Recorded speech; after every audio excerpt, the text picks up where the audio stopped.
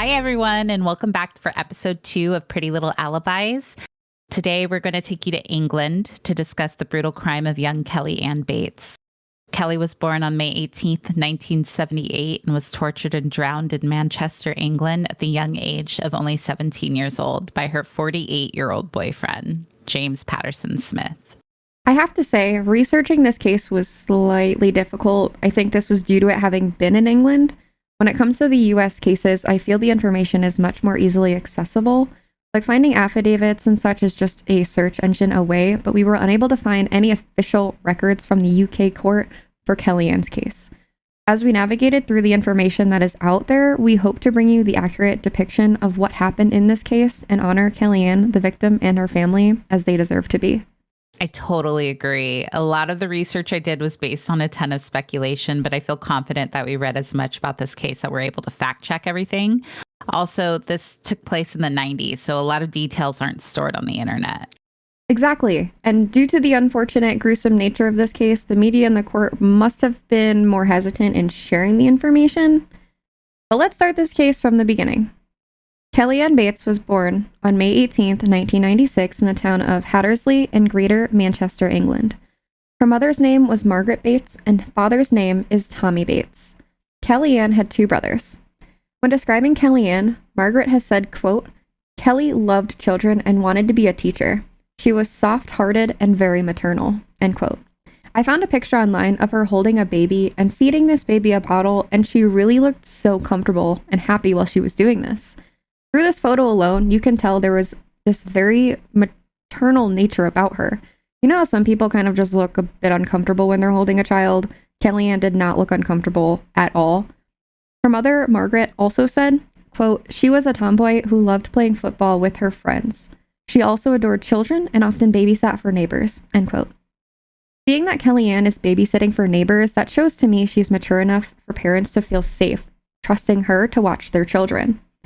Quote, "Kellyanne was a good girl. As well as babysitting, she had a job on a market stall at weekends. She played hockey and was very clever at school," end quote. Here Kellyanne is at 14, babysitting for her neighbors, working part-time on the weekends, and playing sport with her friends. You know, simply being a kid as she should be. I should clear up any confusion as to what a market stall is. It's basically a booth you sell goods at, so I thought of a flea market booth when I was confirming what exactly this was. So it seemed to me Kellyanne and her parents had a good relationship until her new romantic relationship was the topic of discussion. It's at 14 years old, Kellyanne met 46-year-old James Patterson Smith. She met James while babysitting for a friend of his. So just to be clear, the family she was babysitting for was friends with James. I still have no idea how this guy even had friends to begin with. And I'm right there with you. So after babysitting, he walked her home that night. This is where young and vulnerable 14-year-old Kellyanne started getting groomed by this man. So when we say grooming, it's clear that based on his infatuation with a girl this young, he already had motives. He was intentionally preparing this girl's separation from her family and loved ones by feeding her whatever it is she wanted to hear. Fortunately, we don't need to do a lot of research on this guy to find that he was looking for someone young enough to believe that he was a charming man. He begins to make Kelly feel like she's getting good attention from someone older. Because let's face it, when we're young, and we've all been there, you think you know what's best for you in that moment. We've all kept secrets from our parents. At least I have. As hard as it is to believe that this guy was capable of charming Kellyanne, especially because he was older and wasn't the most attractive thing to look at, he did. As far as specific conversations that were had, we will never know. But what we do know is that whatever he said led her to him having more and more control over her as if she was his own possession. Her parents had known she was in a relationship, but they assumed he was a classmate around her own age. I'd imagine because she doesn't think they will see her side of this relationship. So Kellyanne called James by the name of Dave to her parents. Dave would call Kellyanne's parents, informing them her daughter was lying to them about her whereabouts and acting as if he was their spy. I guess this was him trying to build the trust of her parents. But when it comes to the calls to her parents pretending to be on their side, he had to have known his identity would soon be found out though, right? Like, they'd be meeting eventually, right? So this is something that has always confused me when going through this case. So again, just to be clear, her parents knew about Dave, but haven't actually met him yet. So by 15 years old, Kellyanne was sneaking out, staying at James's home, and lying to her parents about where she was truly staying. But especially a mature child such as Kellyanne, she wants to be loved, and even if her idea of love is being misconstrued by someone who doesn't have her best interest in mind. So when Kellyanne turns 16, she introduces Dave to her parents. As he walks down the stairs in what her mother calls a swagger, he said, quote, "Nice to meet you at last," end quote. Her dad was taken back by how much older this Dave looked, but Kelly assured her father he's 32, which we know not to be true. And then she said she would be with older people anyway. Kelly's parents knew that she was very mature for her age and even grew up around an older crowd, but they were not very happy with this relationship. When discussing this meeting, Margaret describes how the hair in the back of her neck stood up and how vividly she remembers seeing the bread knife on the kitchen counter and wanting to stab Dave in the neck, even though she wasn't someone with any sort of violent tendencies. And in the end, she regretted not doing so. Now, to be clear, this relationship was kept quiet for 2 whole years. So at this point, Kellyanne is 16. In the eyes of the UK, she is a legal, consenting adult. When her parents met James, Kellyanne brought James over without her parents being home. I don't really have clarity on this, so I was wondering if they had intended to meet, or were they trying to keep the relationship a secret for its entirety? See, I struggled with that too. Like, did she not expect her parents to come home and just frantically introduce them? Honestly, I felt that her trying to convince her parents that he was 32 proves just how young she was. Like, 32 seems super old when you're 16. This could have been a slap in the face to the parents on James' behalf, almost like a rush for him. After all, he was having phone conversations with Kelly's parents expressing his concern about her sneaking out and such. Prior to the meeting, Margaret began to believe that she could somewhat trust Dave, whose real name was actually James, to look out for Kelly, all because of these phone calls. Clearly, Margaret knew something was wrong. She should have gone for the butter knife. I think I have to agree with you on that one. So after meeting Dave, aka James, her parents were asking around trying to figure out who this Dave is, but no one in this small town has ever heard of Dave Smith. Margaret and Tommy don't find out this man's real name and age until the case goes to trial. So James and Kellyanne did break up briefly, but James stalked Kelly to get her back. This man would not let Kellyanne go. He wanted to ensure he could keep his grips on her. At the end of November in 1995, not too very long after Kellyanne introduced James to her parents, she moved out of her parents' home and in with James. Her parents were not happy about this idea, but they agreed on the condition that she would keep regular contact. However, not long after she moved in, she became more withdrawn from family and friends. While she's living there, Margaret recalls one of Kellyanne's few visits to her parents where she noticed Kellyanne had a very large, dark bruise on her face. When her mother asked her about it, she blamed it on a group of girls that ganged up on her. Margaret said, quote, "She came home and one side of her face was black. She said some girls had attacked her. I couldn't bear the worry, but I knew if I dragged her away from him, I could lose her," end quote. As you can tell, Margaret knew in her being that this was not the case. There's no way a group of girls did this. It had to have been James all along. This was also not the first nor the last time Kellyanne came around with some sort of markings on her body. For example, her parents recall a visit where she had visible bite marks. As well as the physical abuse, she had become very withdrawn from her family. There was also a situation where Margaret was visiting Kelly at James's home. The minute they arrived, they did not feel comfortable. At one point during this visit, James pointed out a hole in their flooring, to which he blamed it on a gas leak getting repaired. But sadly, in hindsight, that is one of the areas in the home Smith had been holding her prisoner. I have no other way to assume this other than James using this as a power move. Due to everything Smith was doing to Kelly, she wasn't herself during visits anymore. She was no longer her typical bubbly self and began bathing much less. Kelly's parents are being shown where she's held captive, and Kelly knows there's nothing she can do. Nothing her parents can do. Seeing the markings and her withdrawing from them, her parents continuously begged Kellyanne to leave James every time they talked to her. They never felt this was the right man for Kellyanne. But again, at 16 years old, she's an adult in the UK. Now, I just want to be clear here.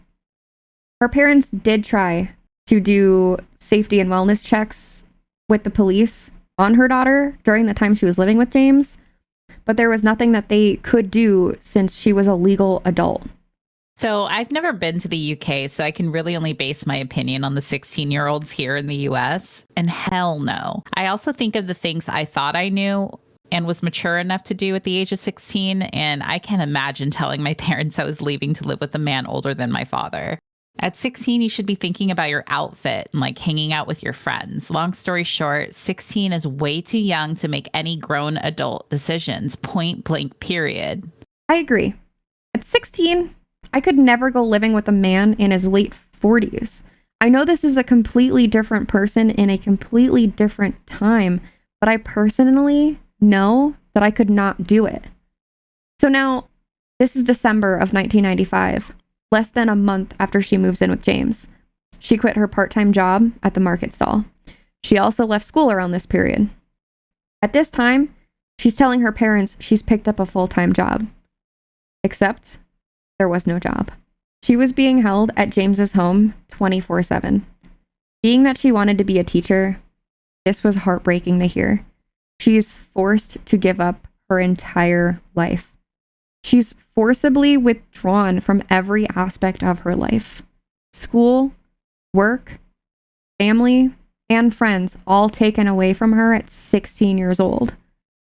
James wanted to control her in every single way, and he was. It was early March of 1996 when Margaret had her last phone call with Kellyanne. Kellyanne missed a dental appointment, and Margaret was calling to let her know she missed it. During this call, Kellyanne promised to visit her mother on Mother's Day, which was the following Sunday, but she never showed up. Instead, Margaret received a Mother's Day card that was signed by Kellyanne, yet not in her handwriting. They found this very unsettling. They then received another card for her father's birthday, and then another for her parents' wedding anniversary. All of these signatures on the cards were not in Kellyanne's handwriting. James had to be signing these for her and sending them off to her parents. He's trying to keep up the facade that Kellyanne is just fine, and they don't need to be worrying about her. Yet her parents knew this was not a good sign from their daughter. Margaret and Tommy were going to go over to James and Kellyanne's home to check on her, but they were stopped when Kellyanne's brother told his parents that a friend of his has seen Kellyanne and she was fine. The issue with this was that the last time this friend had saw her was back in December. But by this time, it was March. Her brother nor her parents seemed to have asked when it was she was last seen. They must have been semi-relieved just to hear the news they always wanted to believe, that Kellyanne was fine. But sadly, this was in no way the case. On April 16, 1996, James reported to the local police station that Kelly had accidentally drowned in the bath. When officers arrived at Smith's home, what they saw made it clear that the 17-year-old's death had been anything but accidental. Kelly was held captive for weeks. She was tortured with burns on her body from hot irons and scalding water. Her hair had been tied to items in the home like chairs and even the radiator. Kelly had a ligature wrapped around her neck. He broke her arm, crushed both of her kneecaps, making her completely helpless. William Lawler, the pathologist that examined her body, said that her eyes had been gouged out, quote, not less than 5 days and not more than 3 weeks before her death, end quote. She also had stab wounds in her eye sockets. She had been partially scalped. They knew that Kelly was starved because she had lost about 44 pounds and had not been given water for several days before dying. These are her documented injuries found during the autopsy.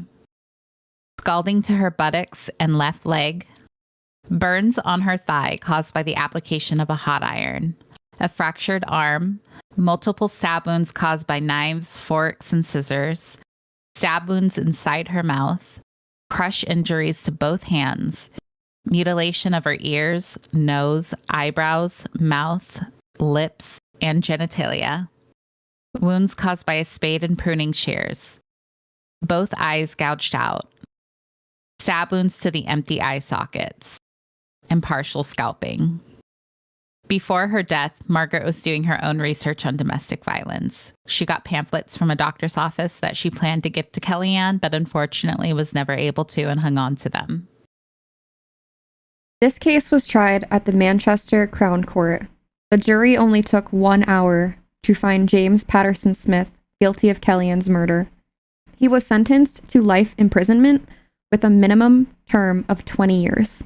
As of 1965, England does not have the death penalty. It's typically cases of 20 years and maybe even 40 years to life.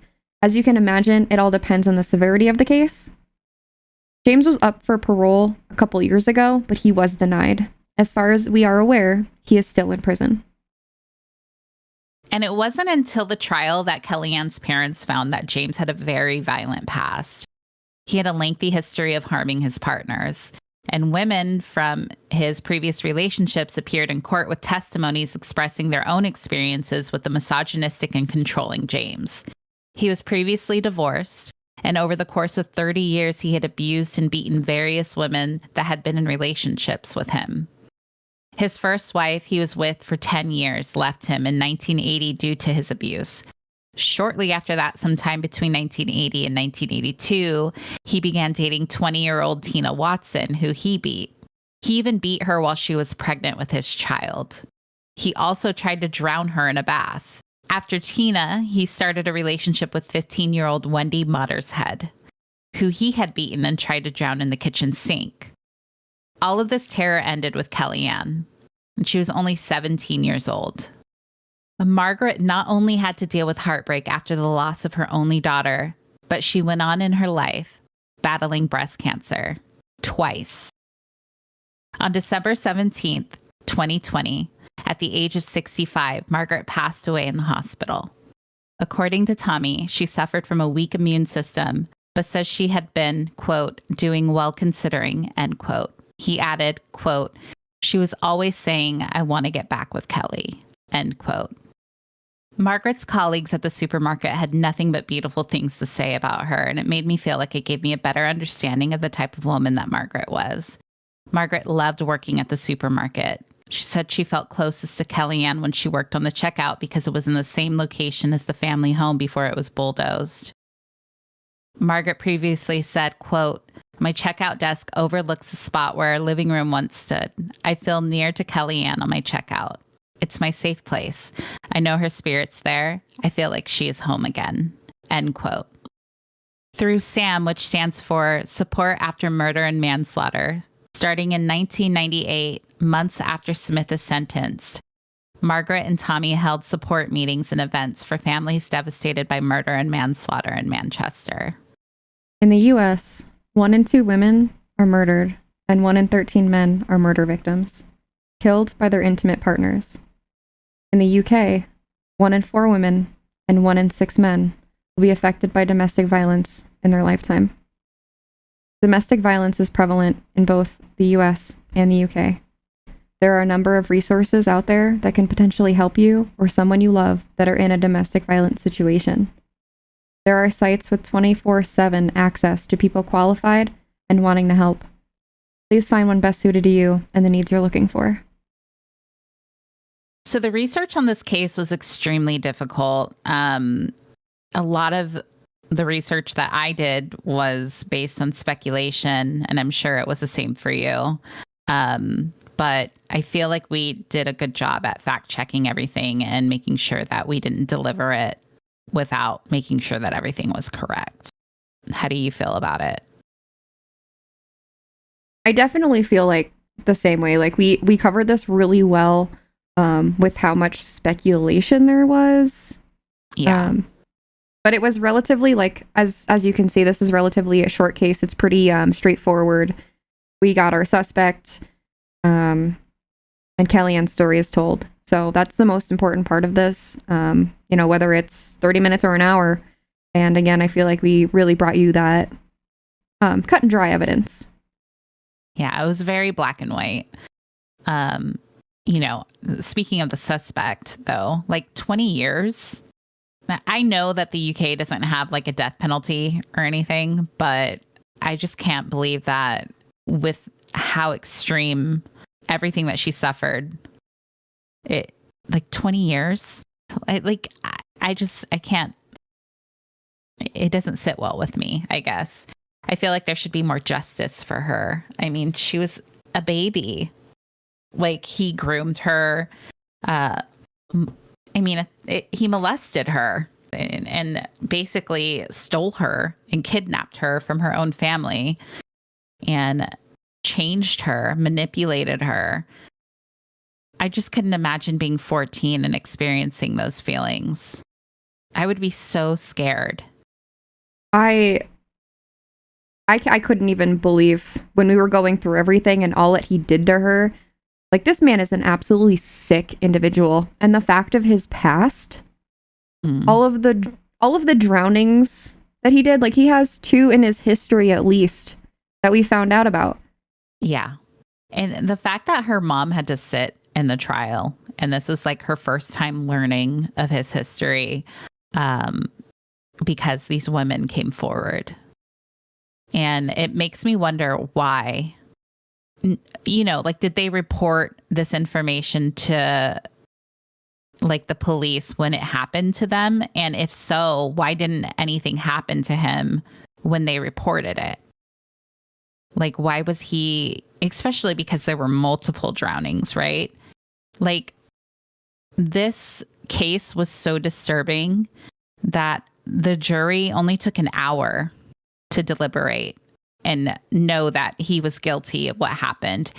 He was trying to tell the court that Kellyanne was egging him on and basically asking for him to kill her and trying to put it all on her. Like, that's how disgusting this individual is.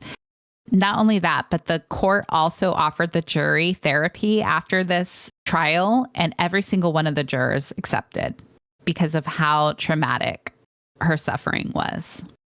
Isn't that crazy? I like to even think that someone needs therapy after a case. First of all, they would never do that in the US. So I think that's awesome that the UK courts do that. Yeah, I mean, I'm really glad that they offered that to them.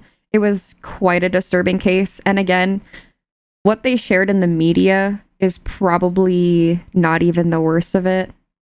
I mean, we touched over the gouging of her eyes, which they actually believe he did by his own hands. Yes. So there may even be stuff that we don't know happened to Kellyanne, but like you said with Margaret, like, I can't imagine being her, having to hear all about what he did to her throughout that time, and again, she couldn't do anything about it. Kellyanne was stuck.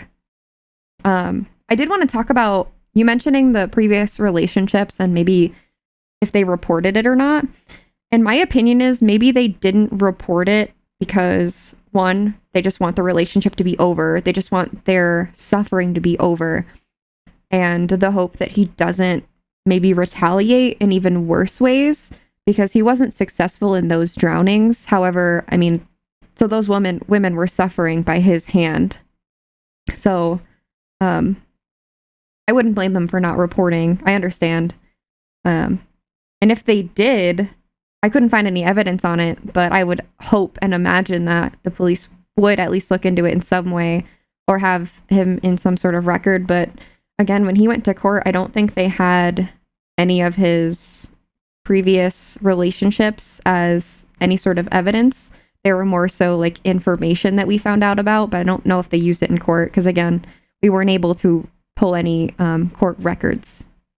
Yeah. And even if he was reported and like Margaret was looking for information, right, on him, like, she knew him as Dave. She didn't learn that his name was James until the trial. Not only that, but we're talking the 90s. Like, the internet's in its infancy. Like, it's not even anything that people really think to use back then. You know, I remember getting like little AOL discs and having to like sign up for the internet at that point. Like, the internet wasn't as easily accessible as it is today. So obviously we're not blaming anyone here. It's just a really unfortunate situation that happened to her in that time frame. But I don't blame you. I mean, these women saw what he was capable of. So retaliation was probably most definitely actually a thought in their mind.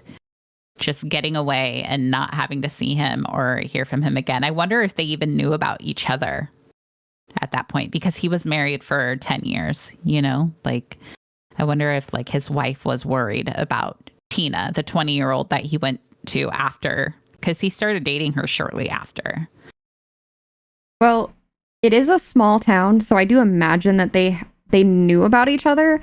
I could be wrong there, but that's just an assumption based on it being a small town. And when you think about it, Margaret and Tommy only had a year, like roughly a year to find out who this man was, because I mean, they kept their relationship concealed for about 2 years, and it wasn't until Kellyanne was 16 that they found out she was dating somebody much, much older. So I don't think they even had too much time, because really a year, when you think about it, isn't really all that much. If I had to assume that maybe those two women did know about each other, I don't know if I would keep up with what they're doing, or I would in hopes of trying to protect any future victims. So that's, I don't know if I can make an assumption on which route that was, but I have a feeling like maybe they would have known. Again, it's a small town. Yeah, they probably just wanted to stay out of it, just move on with their life, you know? But like going back to what you were saying about how they didn't know about him until she was 16, like he had a full 2 years of grooming this girl. Even at 16, like granted it's still their daughter. You can't, drag her back home or anything. It is up to them to make the decision. And the fact that this is the result of it, you never, of course, want to see it, no matter, what age difference. But he very well knew what he was doing, and the way he did it. Yeah.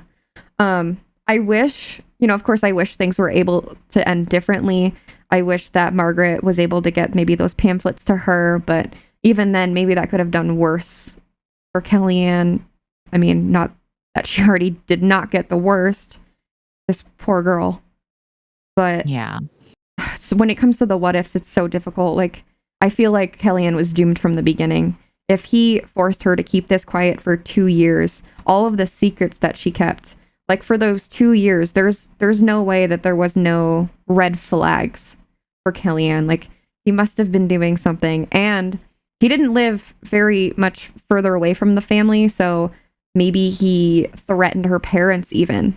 Because if she's becoming withdrawn, she's not talking to them, she's not letting them know, and maybe she feels worried for them, so she's like, to save them, I'm gonna move in with him, so I'm the only victim. Or if he ever, used her parents or family against her to stay with him. That's a really good point, actually. I didn't even think about that. It's a manipulation tactic, that's for sure. So I know that I would do it at that point. Being 14, you're telling me that you're going to hurt my parents. Like, yeah, I'd do anything for my parents, Absolutely. Same. 100% same. So that's a really good point. Thank you. Just thought of it now. You're so smart. God. It's like you're a professional. I'm a professional. Well, I don't know. I mean, I wasn't really able to find too much on James's like childhood or his upbringing. I really wanted to find stuff because after looking at the trial and seeing the testimonies from the other girls, seeing like how he tried to drown them, almost all of them. I don't know if he tried to drown his wife. I was like, what is his infatuation with drowning? And there's literally only one picture of this man on the internet, and it's his mugshot. Like, I can't find anything about his childhood, anything about like siblings, parents, even just like his religion, where he's from originally. I couldn't find anything.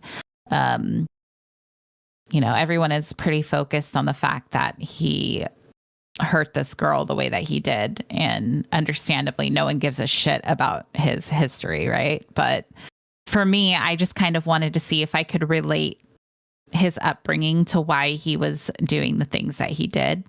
And I wasn't able to find anything. I told you that. I know, and I thought that was really weird that we couldn't find anything on him, and that's where the research became very difficult. But having some of the suspects' background, you can sort of understand them a little bit more. Like you mentioned, the infatuation with drownings. Like, I do believe he tried drowning his wife, so he's got like 2 drownings on his record, or 2 attempted drownings on his record. And I wish I knew, like we know the BTK killer was killing cats in his childhood. I'm curious if Smith was doing something similar as well. He had to be. Like, I mean, I don't know. Again, I can't confirm that because I couldn't find anything on his childhood, but clearly something had to have happened to him that made him feel like he needed power. And obviously he's a narcissist, and he used her as fuel to feed his power trip that he was having. Clearly, I wish that didn't happen to her. It breaks my heart. Like, I think about my nieces and like people that are younger in my family, and I just couldn't imagine them going through something like that and me not being aware of it or confronting him. But again, like, it's easier said than done, right? Like, you don't know what it's really like until you're in that situation. So I'm not going to pass judgment at all. But to even imagine something like that happening to anyone in my family, let alone my daughter, my only daughter, my heart breaks for Margaret and Tommy. Like, it's just awful. Yeah, their whole family was just shattered after that. I mean, look at what Margaret was saying. She could never let Kellyanne go. And I imagine nobody that has lost a child could ever be the same after that. That family was just shattered. So we want to thank you so much for listening to Kellyanne's case. Please don't forget to be kind to yourself and others. We appreciate you and your support very much. Look forward to another case every other Friday.